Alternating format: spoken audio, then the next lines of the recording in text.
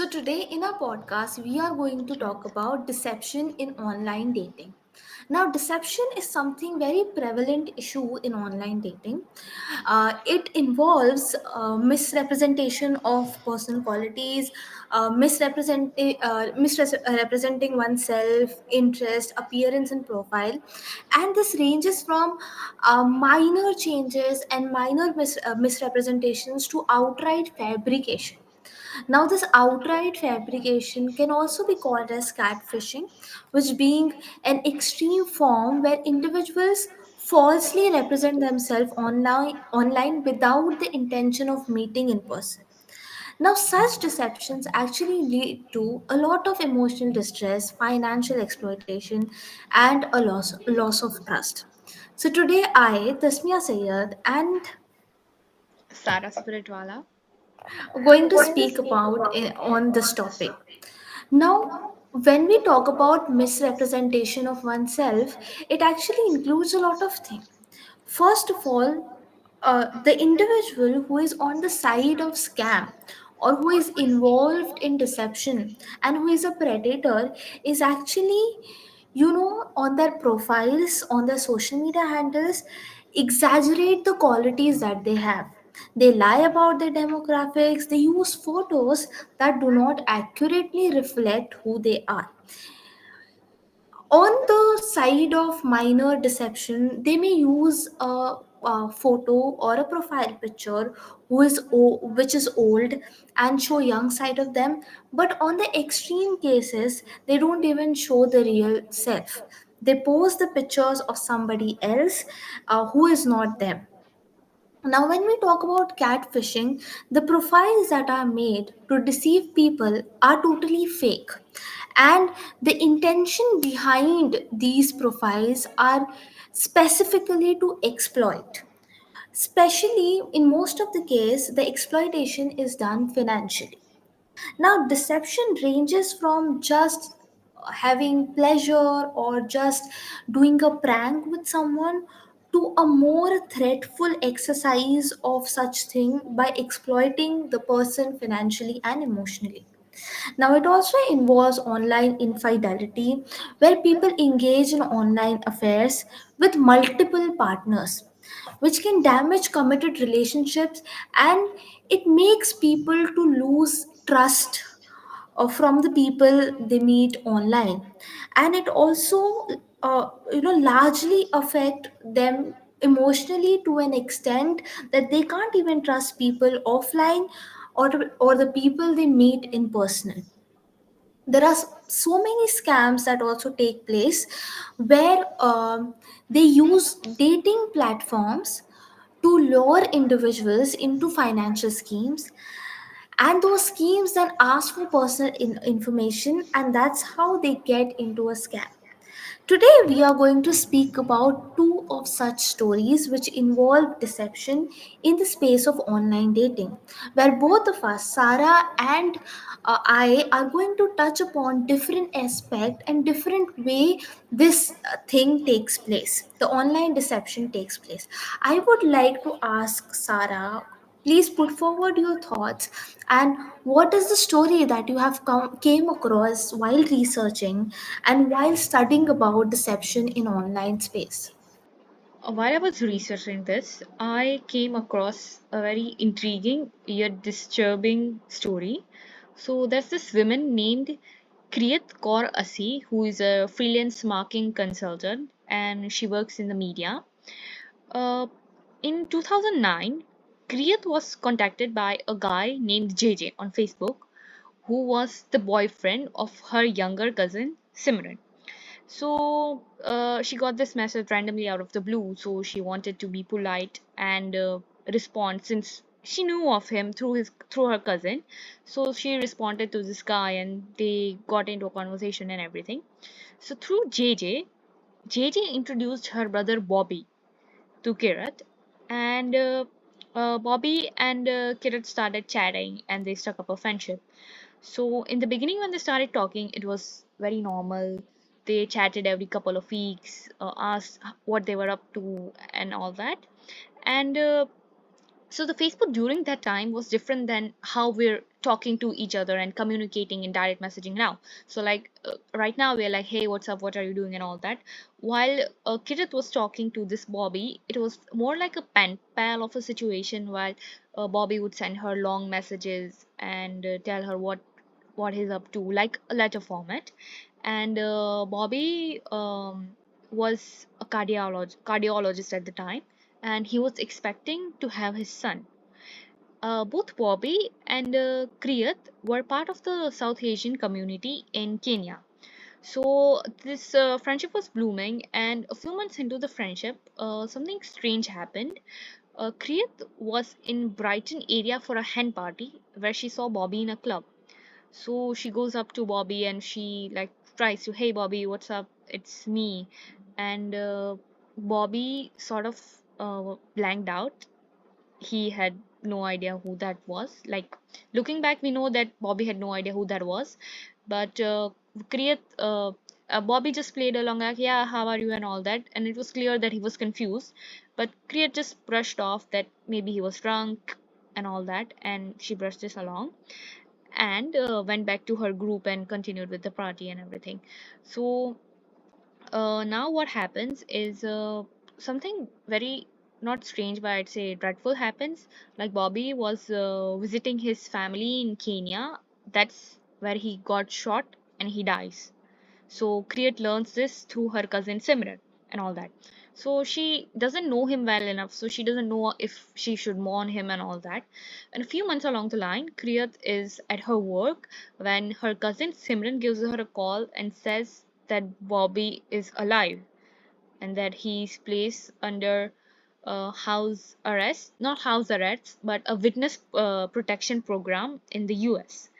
And so Kirat jump starts back talking to Bobby while he's in this witness protection program.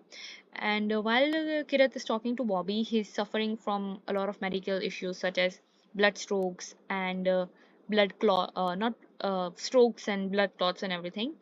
And uh, he's divorced when he's in the witness protection program. So Kriyat is not only talking to Bobby, she's talking to his ex-wife, his medical assistant, his medical examiner, his friend, a lot of people she's talking to. So she's not talking to this only Bobby person.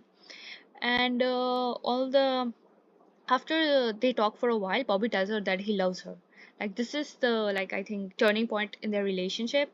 And like everybody, all the people that Kriyat is talking to tell her that Bobby has always been sort of infatuated and in love with her. And this is the point where they step into a romantic relationship. It was 2015 when they began their relationship. uh, Now, Kriyat knew that Bobby was not going to live for long because he obviously had this all these medical conditions, and she has been told by the people around him that he's not gonna live for long. So for her, it was sort of like she wanted to be for his last months and last moment, but she obviously was in love with him or had like strong feelings for this Bobby. So because he was in US and because he was in witness protection programs, they had a lot of restrictions in their communication. So and very conveniently, might I add, Bobby had a surgery where he, his vocal cords were affected, so he couldn't talk to her on the phone. So while they were Skyping and all that, Bobby would text her. Like he would text her his thoughts and all that, and that's how they kept in touch and were each other. And looking back, Kriyat along the few years down the road, people asked Kirat why she didn't Skype him or why did she video call him. But she's like, when you when you know this person and when you have so much proof, you're talking to so many people. When your own cousin tells you that this person is this, you don't really doubt it. And she bought her excuses, bought his excuses, whatever that. And at some point, like the relationship started off as amazing, but at some point along the line it turned sour, where he started controlling her and giving her challenges, as in, I'm going to kill myself, so what are you going to do in that scenario, and that emotionally blackmailing and manipulating her to the point that he had taken over her entire life. So while he was talking to her once, he had a massive stroke. So she contacted other people and told her like what is he up to and all that. And at this point she felt like all the responsibility of his life was on her hands. And at that point she's like, I don't want to be in this relationship, but I don't want to leave him either. So the guilt kept her there. And because of all this going on, because of his controlling and his medical conditions, and it obviously affected, took a mental toll on her health. So she lost a lot of weight, she lost touch with a lot of friends, she was isolated, she gave up her job because of this stress. And during this time she became closer to her younger cousin Simran, who was the person who like introduced Bobby and JJ to her. So now what happened is Bobby promised Kirat a lot of time that he's going to come to the UK and meet her and all that. But every time he would come up with very, might I add, genuine excuses that would like make Kirat believe that, oh, he's this and he's right, and like doubt herself and all that. And Kirat kept telling her family that he's gonna come. And then at some point she started losing face to her family because every time he cancelled she felt like such a failure. And at they had another huge fight. At that point she was like, screw it, I do not want to be in this relationship. But she obviously kept being in one. And then what happened is Simran hired uh, yes what happened is this Bobby guy was in New York. So Simran went to New York and told Kirat that I met Bobby in New York, so and all that. And then I think that was the point where everything slowly started to fall apart. So they were obviously, Kirat and Bobby were in a very bad place. So Kirith hired a private investigator, and then the investigator gave her an address in Brighton, like this is where this person lives, and she had that at the back, and they had like a very huge fight.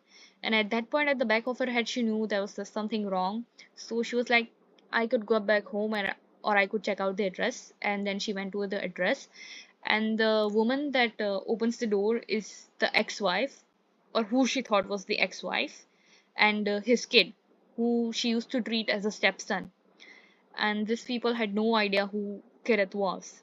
And like when Kirith asked the wife to like meet Bobby, Bobby comes in and he has no idea who Kirith is.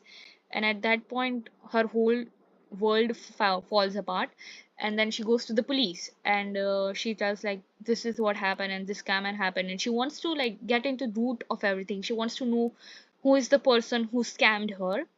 And then the next day, she's sitting in her bedroom and she sees her younger cousin Simran step out of the car and come in. She looks very haggard, unslept, and she confesses to Kirat that I was the one behind all this.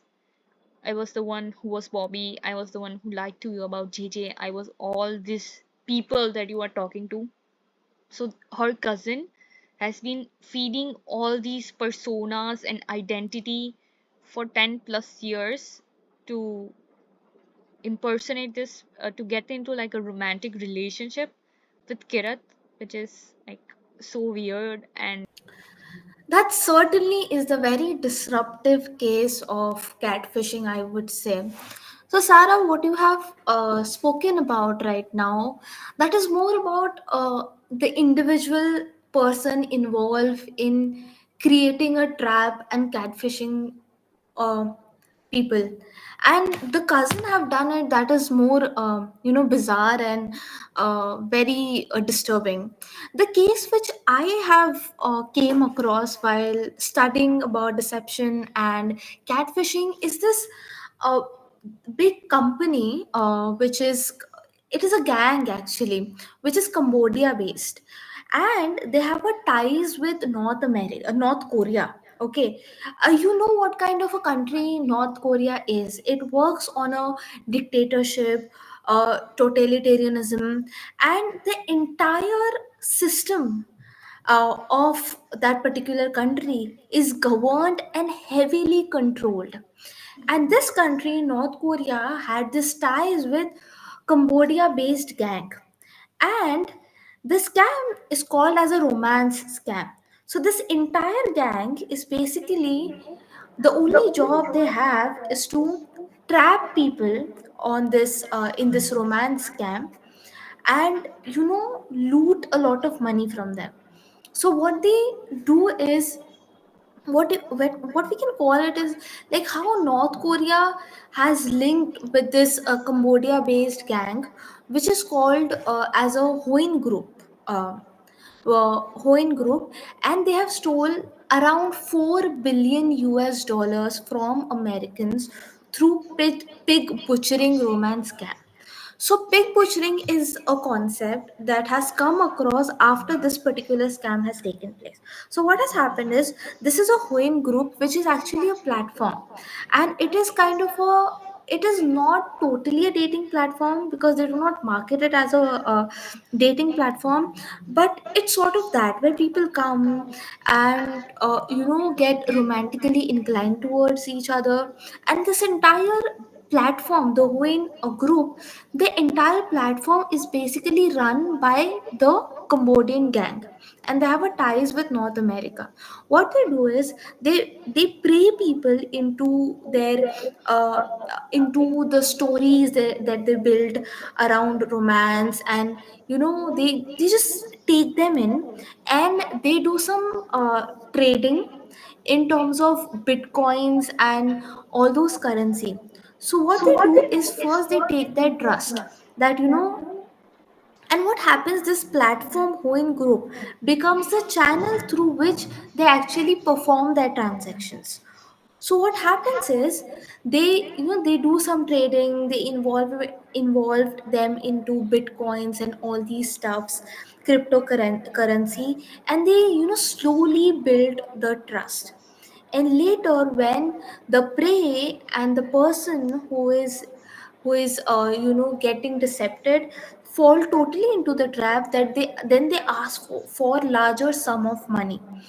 And then, uh, after taking a lot of money, they just vanishes, and the people is left with a heavy financial and emotional damage. Now this phenomena is called as pig butchering effect. This scam is actually referred to pig butchering. Why? Because this resembles to the practice of first fattening the pig before slaughter. So basically, the victim is put into the situation. So the victim is actually referred as pigs by the scammer, who then leverage their fictitious identity, and they then guise into potential relationships, and they elaborate the storyline to an extent. And this process of elaborating the storyline is then referred to as flattening up the pig, that the victim is then fall into believing that they are in a trusted partnership. Then they are slaughtered and butchered when everything is stolen and the heavy financial and emotional harm is caused. So, also, this idea I would find very interesting of pig butchering, that how the analogy of butchering a pig, first, feeding them and taking them, enveloping them into believing that the people they are talking to and the platform itself is a trusted source. So it is not a one level deception, or not deception, actually it also falls into the category of catfishing. This is not the one level catfishing, but the multiple level catfishing. First they fall in love with that person, or just into a situationship, or a romantically inclined but not committed relationship. Then second, they build trust on the platform. Okay, so they think that the platform is good, the people on the platform is good. The third level of catfishing is when the trust is built through minor exchange of cryptocurrency. It also makes us think that these currencies and these form of wealth, quick wealth building that has been made, like cryptocurrency and all these things, NFTs, these are also, caters to, or contribute into building their, what do you call it, deception structure. So this cryptocurrency and NFTs have become a very important part of these people of going group to trap people, and make them trust them. So this is like three level trust building that has been taking place, and therefore heavy financial damage, as I mentioned, like $4 billion were taken from American people. So I think, I would say, like, deception takes place on multiple level, and through these two stories we can see that how, how the different plans or a different traps are built by these people to deceive the common man like us. So what you said about platforms, like trusted platforms, and when people believe they are safe, and that's why the deception occurs, it really stood out to me because I believe, like, after the rise of social media apps such as Instagram, Facebook, Tinder, I think catfishing and online deception has reached to high that we have never seen. Like, these platforms make it very easier for people to create these fake personas, identity, and to fool people. And when we see a elaborate Instagram account, or when we see an elaborate Tinder account, it's in our best instinct to trust them. But there's like dark reality behind them, and I feel like these apps and platforms have played a huge, I'd say a very huge role in the increase of online deception and catfishing. Oh, Sarah, I think like these online dating app plays a very important role in our life in terms of like people goes on those app, and since those app are very important, have you seen like Tinder and Bumble being so hyped and so widely used app that they are also now taking over social media. But I also think like it has a huge psychological impact on them when they are catfished and, deceived by people. What is your take on it? I mean, obviously, if you are deceived by people, whether be that being a romantic scam or a financial scam, it's gonna take a lot of mental toll on your health. You built a relationship with this person. The relation doesn't necessarily need to be romantic, but you formed a bond with this person, and then this person goes behind your back, and then you realize that all the that person is not real. That leaves a very huge hole. You trusted them, you relied on them, you told them about your life, your family. So I think it's when a person is catfish, it's a lot harder for them to trust people again. Just to go out, to be socialized, they feel a lot of guilt. They think that what happened to them is their um, their fault, like it was their fault for not to notice the signs and everything. And I feel like a lot of people suffer from anxiety and depression as well on a more serious scam. So I feel like this catfishing and like online deception is not something that we say out in ease. Like, this hurts the victim a lot and leaves a very lasting psychological impact on them. What motivates these people to catfish, and like what is the ethics behind this? If you could express your thoughts on that. Yeah, after reading on this phenomena, you would say, or actions of people, it really make me think about the moral dilemma or the morality aspect that comes behind it.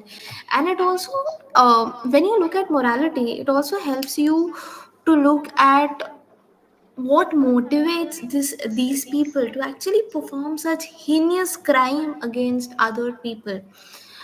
I would say usually people come on social media or these dating sites actually as a way to escape. So it is also, catfishing is something which thrives under escapism. It allows people to, to evade the social burdens of society. The social media has made people so disconnected, actually connecting us, but also at the same time emotionally and personally disconnecting us. So social, these platforms where people create anonymous identities, people usually create anonymous identity in order to escape, in order to feel less lonely, in order to have a kind of deep relationship that they never had in real life. But then this thing of creating anonymous identity slowly turns into deception and catfishing. Okay, catfishing and deception, where they if, where they goes into saying lies and trick people and manipulate them. It often happens when people go into extremes to build these relationships with other by using their persona. Now I think morality comes in the form of first in creating these kind of an identities, where maybe a person start with a good intent of just an escape or having a more involved relationship, but slowly it turns into deception and later into catfishing. So one must ask this question, or one might ask this question, that is it right to create this anonymous identity? Okay, one might say no, because then this is what it leads to. But there is another angle to it, is that now in this day and age, this has become important. People feel the need to create these kind of an identity just as a form of escape, and they adjust that persona. They flat, they come out as more flattering. You know how social media has made us, people are prone to see the images, the videos, the things that are more sanitized. These influencers, they have created this persona and identity that you have to look a certain way to be appealing, you have to be in a certain way, talk in a certain way, walk and do every these things in a certain way to be lovable. Okay, and this makes the person behind catfishing or behind a deception to adjust their persona in order to feel fit, in order to feel accepted and loved. Okay, I think the idea of deception starts from a deep need to associate, or a deep need to belong. But that is the very you would say the disturbing route that it takes eventually, where the egoistic identity of people come into play, where people start thinking that this platform that has been made, and the kind of identity I have been portraying and I have had portrayed, this identity can actually lead to better gains, in terms of I may not feel associated or belong to certain group in certain person life, but I can have financial gain with it.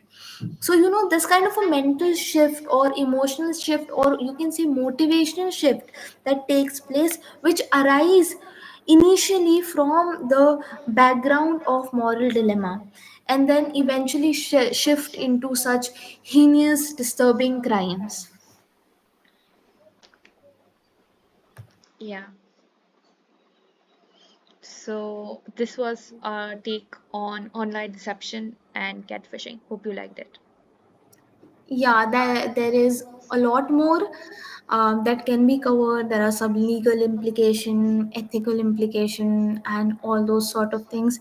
But I think when we talk about online deception and catfishing, what is most important, that people are involved and what kind of an effect it is having on people psychologically, sociologically, and culturally. We hope that you liked it.